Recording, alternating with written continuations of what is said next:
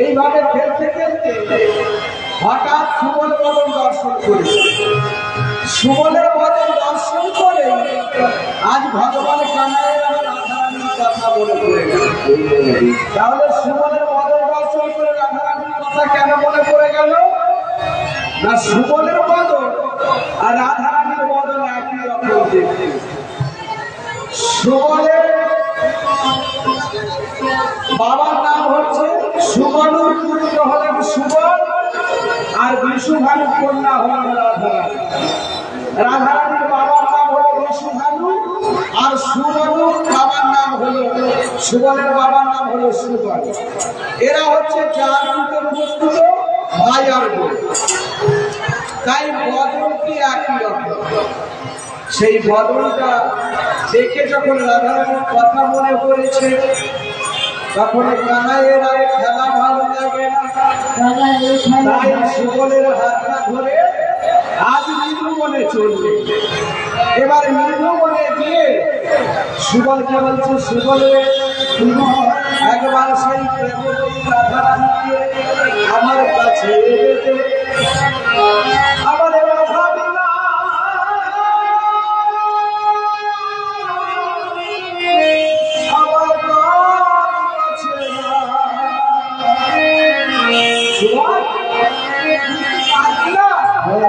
সেই প্রেমময়ী রাধারানীকে আমার কাছে এনে দিতে ভালো আছে।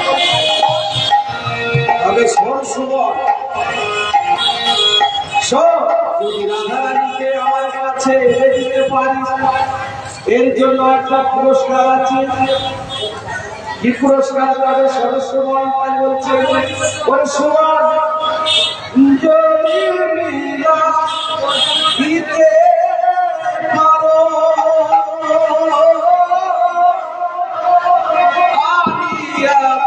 হারে,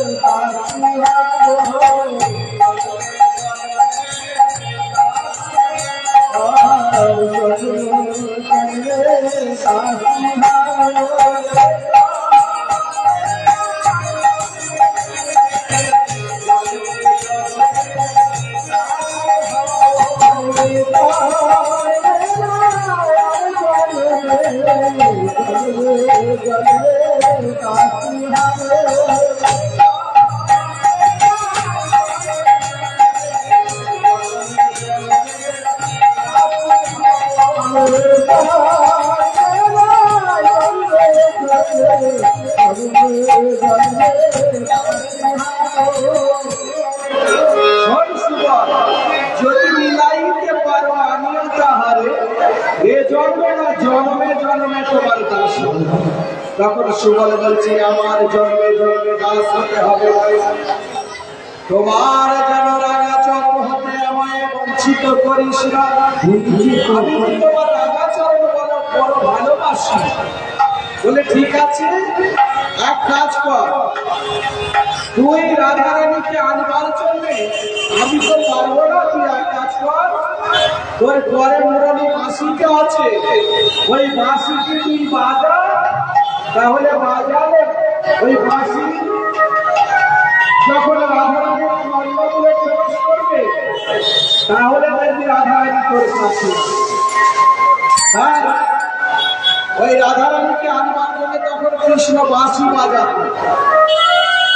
আস্তে এখন বা বাঁশি আর নাই, এখন বাঁশি বাজায় না, এখন মোবাইল ফোন। ওই মোবাইল ফোন যদি একবার বেজে যায় তাহলে যেমন আমার রাধারাধি আসতে পারে। তখন ছিল কৃষ্ণের বাঁশি ফোন, এখন হচ্ছে আমাদের ওই বাঁশি। তাই ওই বাঁশি কি বাজা, তাহলে দেখবি রাধারাধি। এবার বলে সেই বাঁশি কি বাজাতে শুরু করলো ভগবান কৃষ্ণ আবার কেমন করে, ও বাঁশি রে বাঁশি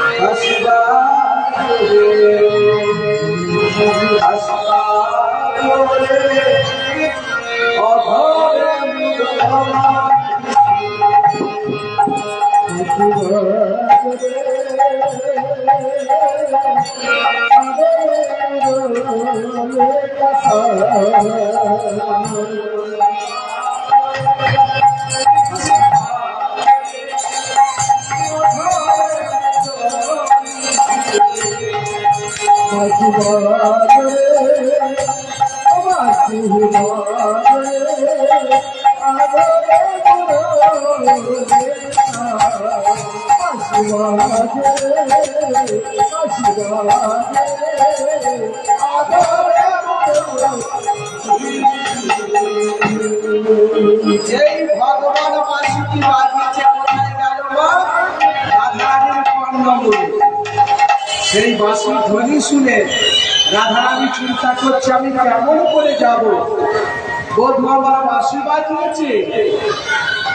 তবে মা আমাদের যারা বৌমারা আছেন তাদের শাশুড়ি ননদিনী খুব ভালো, এখনকার শাশুড়ি ননদিনীরা খুব ভালো। তখনকার রাধারানীর শাশুড়ি ননদিনী ছিল জটিলা আর জটিলা। এরা কেমন মেয়ে ছেলে জানেন তো মা? প্রত্যেক দিন ওই পাড়ায় পাড়ায় ঝগড়া করা। যেদিন ঝগড়া হবে না ওই মাথার কেস মাথা চুলটা খুঁটির সাথে বেঁধে তার সাথে ঝগড়া। সেই ঘরে রাধারানী বৌমা হয়েছে, তাই চিন্তা করছে বধূ আমার বাঁশি বাজাচ্ছে, আমি কেমন করে যাব, যে ঘরে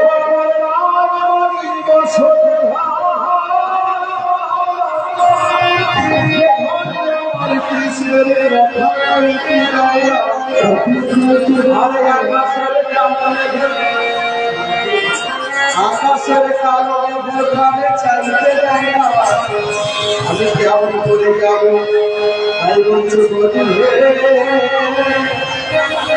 তুমি বাঁশি বাজিয়েছো আমি কেমন করে যাব। আরে ভাবো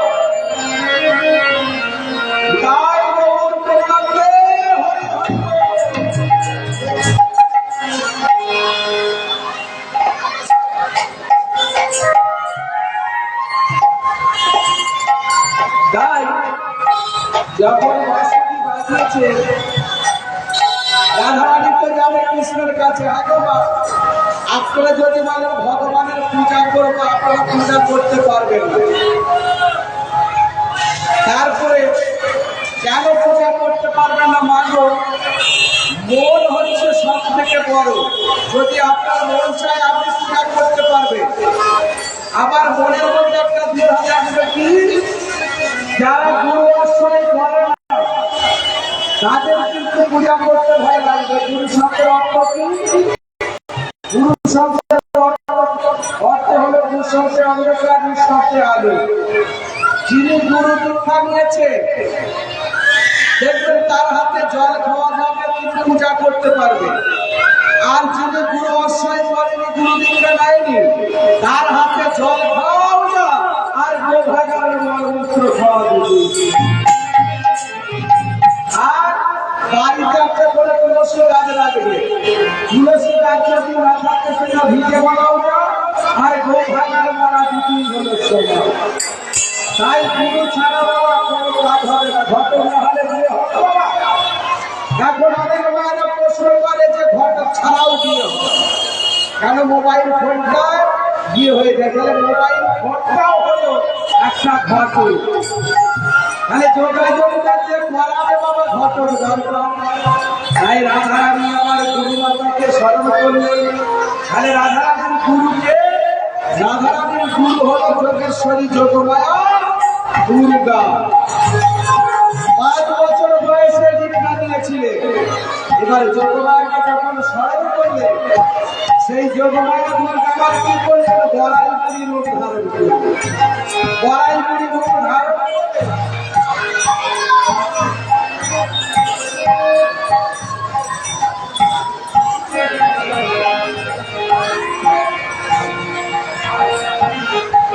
এবার যোগমায়া দুর্গা বড়াইপুরি রূপ ধারণ করে এবার রাধারানীর কাছে এসেছে।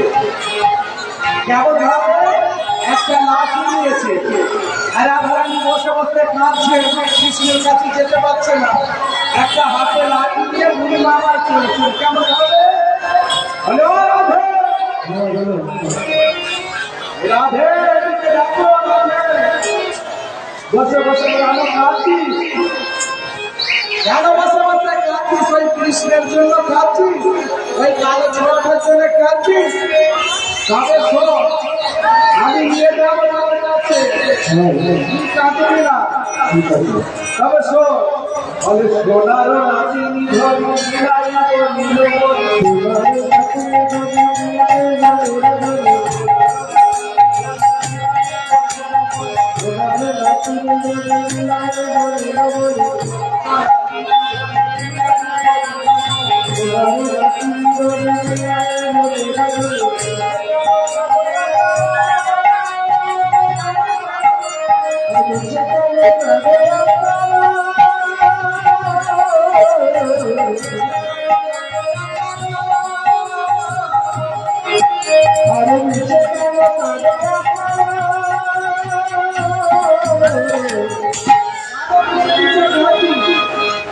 এবার কালী পূজার সভা করি, কালী পূজার সভা করি,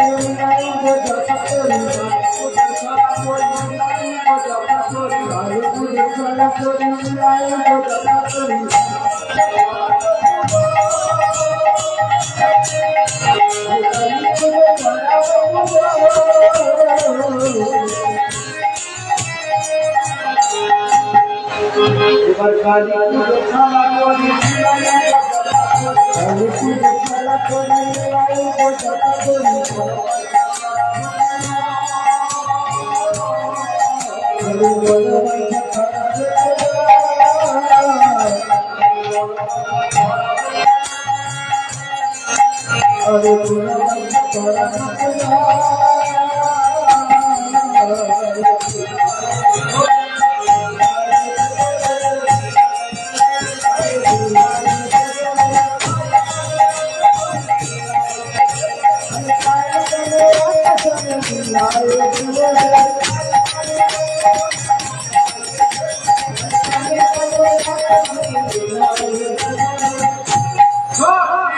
বসে বসে কাঁদছিল, আমি রাজধানী আকাশে কাঁদি নির্ণয় করি।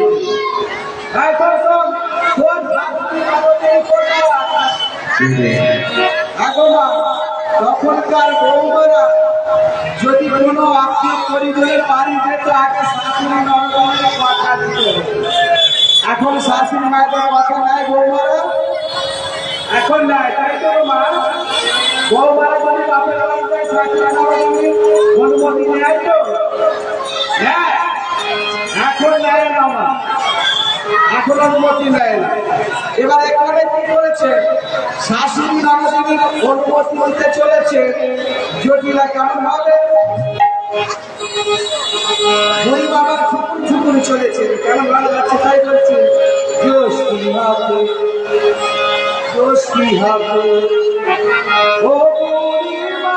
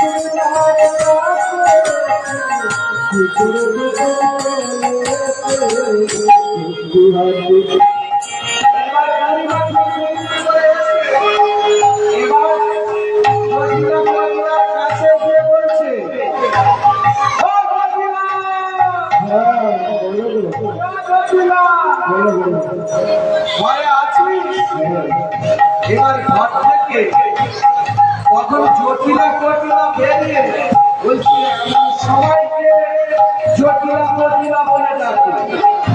তখন দেখে না বৃন্দাবন হইতে বুড়িমা এসেছে। এবার সেই বুড়িমাকে দেখে তখন জটিলা কটিলা বলছে বলে ও বুড়িমা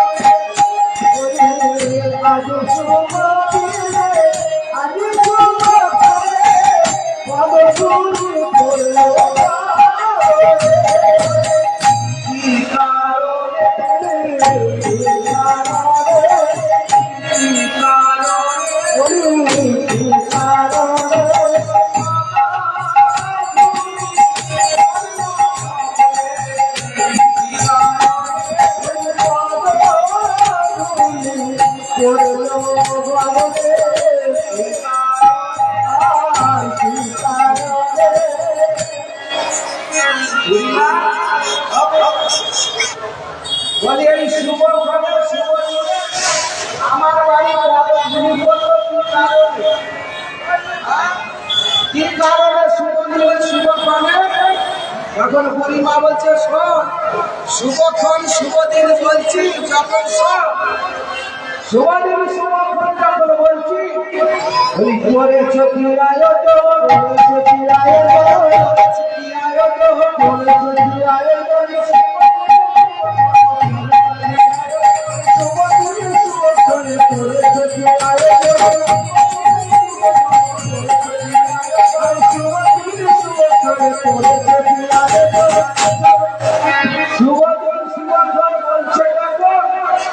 বলছি করেছ কি আয়োজন তখন বুড়িমা বলছে কিসের আবার আয়োজন করবে আমার তো মাথায় কিছু ঢুকছে বলে মাথায় কিছু ঢুকছে না তবে শোনো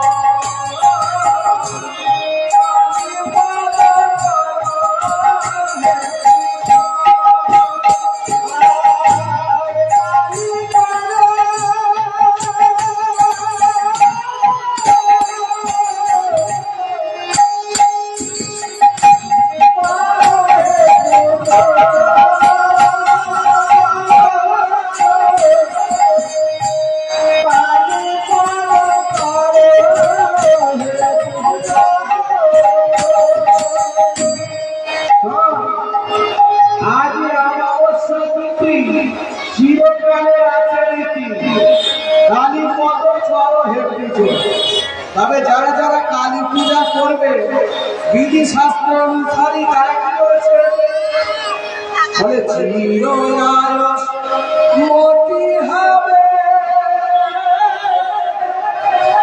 চিরকালে সুখী হবে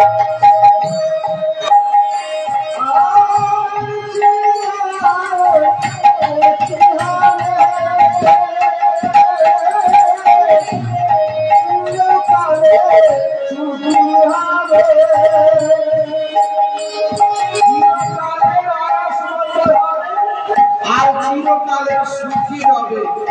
আর কি বলেছে বলি অমঙ্গল দূরে যাবে সুখী হবে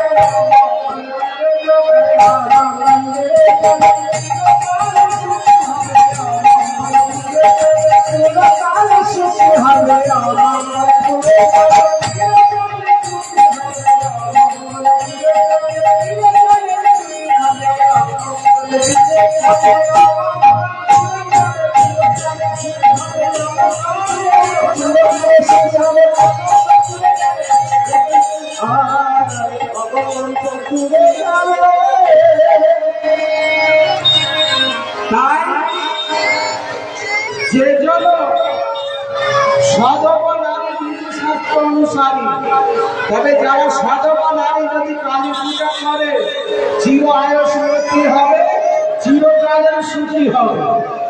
আমার মায়ের আমলে তাহলে আমরা বিধবা বলে আমাদের মধ্যে উঠবে না আমার শাস্ত্রে বললে যে সধবা হয়ে কৃষ্ণ ভজন না করে তাকে সধবা বলে না। আর যে বিধবা হয়ে কালী পুজো না করে তাকে বিধবা বলে, অর্থাৎ কৃষ্ণ পুজো যারা করে তাকে বিধবা বলে। জটিলা কটিলা অন্তরে কৃষ্ণ ভজনা করে, বাহ্যিক জগতে অর্থাৎ বাইরের জগতে কৃষ্ণ ভজনা করে না, কিন্তু কালী মায়ের ভক্ত তারা প্রচুর। জটিলা কটিলা কালী মায়ের পূজারী ভক্ত। তাই কি করেছে এই কথা শুনে বললে ঠিক আছে যদি তাহলে আবার সধবা বলতে কমে যাচ্ছে একটা সধবা বলতে সধবা বলতে আমাদের বউ আছে ওই বউকে সঙ্গে নিয়ে যাও। তবে শোনো আমাদের এই বৌমা রাধারানীকে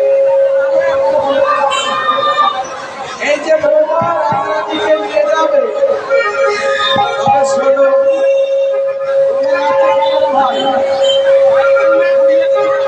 হ্যালো হ্যালো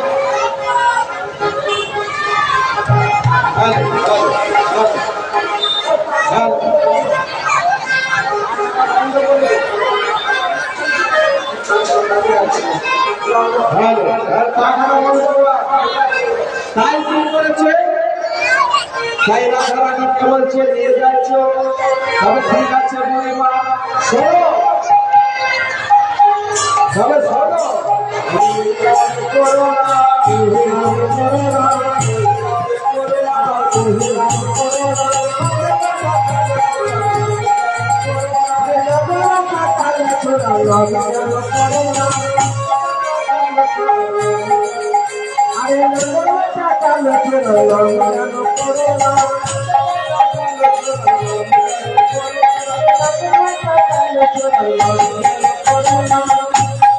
ওই নন্দের নালে ছোড়ার নাম করো না। তবে এই বাড়ি থেকে এখন যাচ্ছ আমার, তবে শোনো যাবে আর তোমার কি বলতে পারো, বলবে শ্যামাবার শ্যামাবার শ্যামাবার শ্যামাবার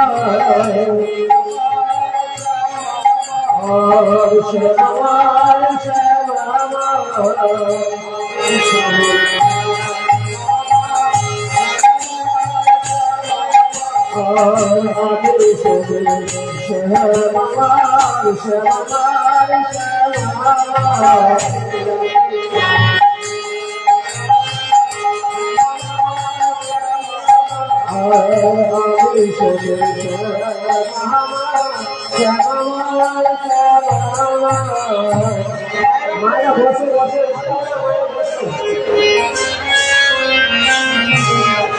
তাই কি করলে এবার সেই শ্যামা